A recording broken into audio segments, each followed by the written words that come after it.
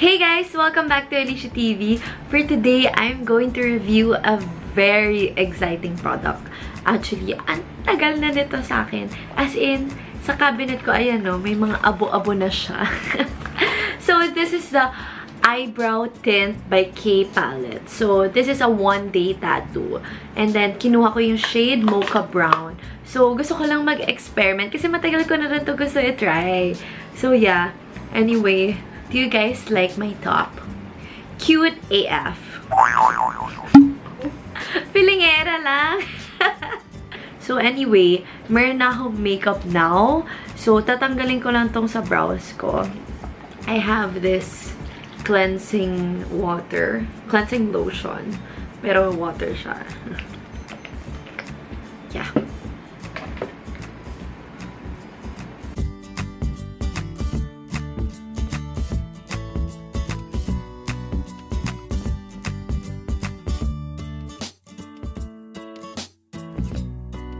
Wala na yung makeup, meron pa rin akong brows because of my eyebrow embroidery. And I saw in my video na sobrang dami nag-i-inquire sa best friend ko kay Ina for the eyebrow. So yeah, I'll link it down below. Kasi sobrang dami din nagme-message sa akin sa Facebook, sa Instagram. You can check her Instagram also. It's Plush Beauty by Ina. So anyway, ayan na. Start with clean brows. Remove any makeup with sebum with a tissue, then apply the tint onto the brows. Wipe away with wet tissue or cotton buds to make any changes to the brow shape before the tint dries. So, kailangan gandahan na natin yung shape bago siya mag-dry. So, this is what it looks like.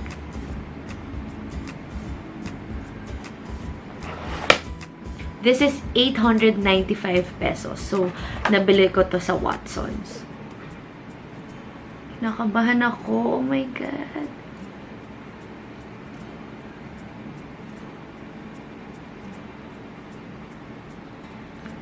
Pa-pressure ako. Kailangan ko gandahan.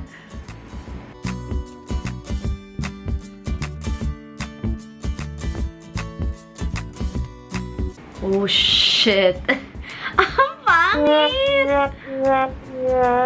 Okay, gusto ko kapalan yung ends para magka-tint dito sa ends.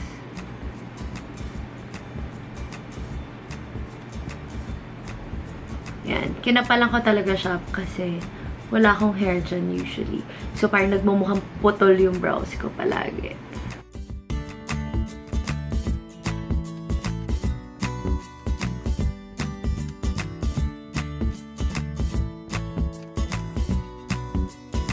So, super challenging to for me, okay? Ang sticky niya! Sobrang... Hindi ko alam, parang ang kapal. I mean, like, yung width niya. But, we shall see.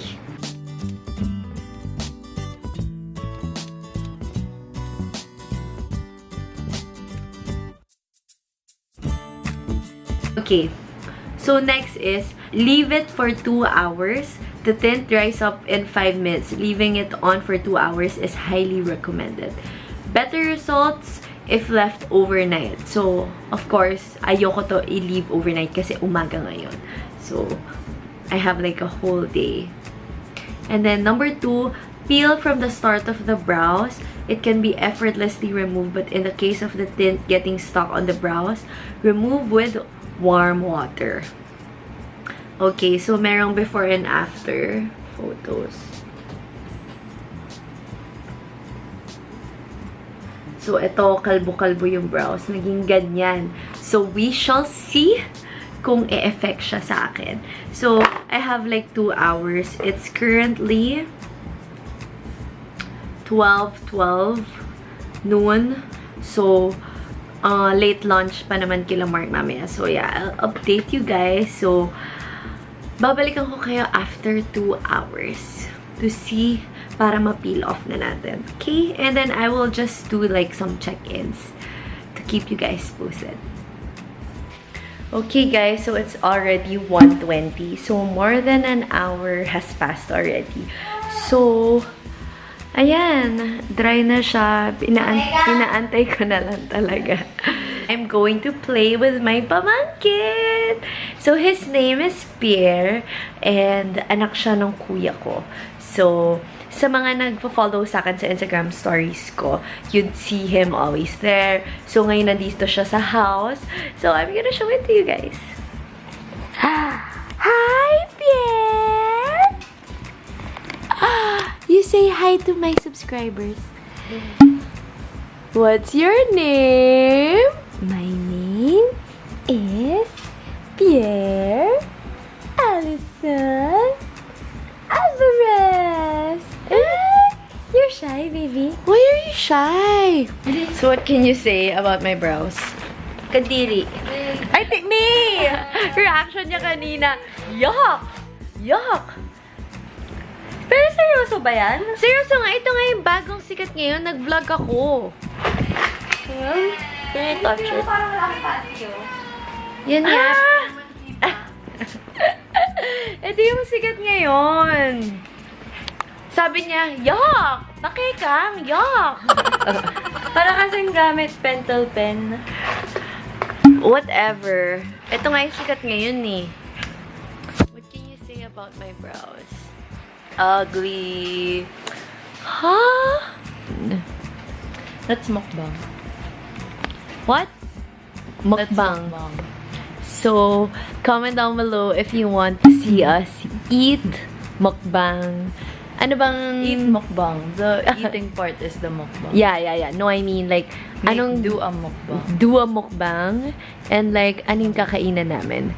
Usually, mga nakikita ko, Jollibee, McDo. Okay, guys, I'm back. So, 2 hours. So, naglinis ako ng room kasi Sunday today. So, medyo na-OC ako na meron akong junk sa gilid ng room ko. So, ayun. And then, playtime with Pierre, Bear. And then, ayun, chill lang with my sisters. So, yeah, eto. Almost 2 hours na. So, I need to go. So, kailangan ko na rin siya tanggalin. So, are you ready, guys? Let's do this! Ano natanggal?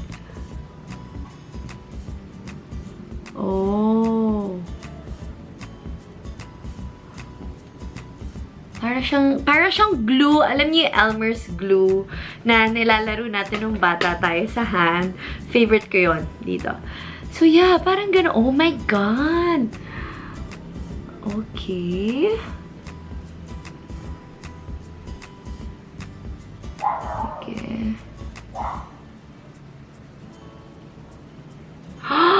Oh my God! Oh my God!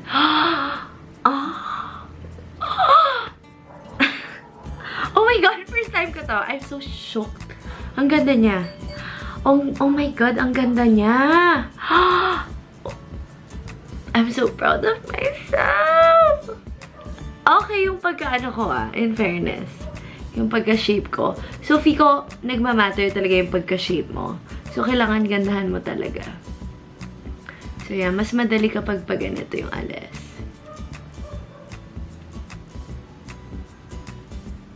I'm so sorry ang OA ko, guys. Kasi sobrang nagandahan ako. As in, para akong nag-makeup, para akong nag-brow, or basta natural siya. Shoot! Bakit ngayon ko lang to ginawa? Pwede ko to gawin like everyday. Gagawin ko to sa gabi, overnight, tapos pagising ko. Pag wala na akong time mag-makeup. So, 4 to 7 days later, as the days go by, the color will become softer and lighter, returning to the original brow state. It only stains the outer layer of the skin and will naturally come off as the skin regenerates. So, basically, up to 4 to 7 days siya. So, pwede na. It's something different. So, if you want to explore and try something different, why not, diba? So, yeah. Thank you so much, guys, for watching. Give this video a thumbs up if you like it. Comment down below what you think. If bibili na rin kayo nito after watching this video. Kasi diba, nakakaaliw. Ang ganda. So yeah, I hope to see you guys soon. Bye!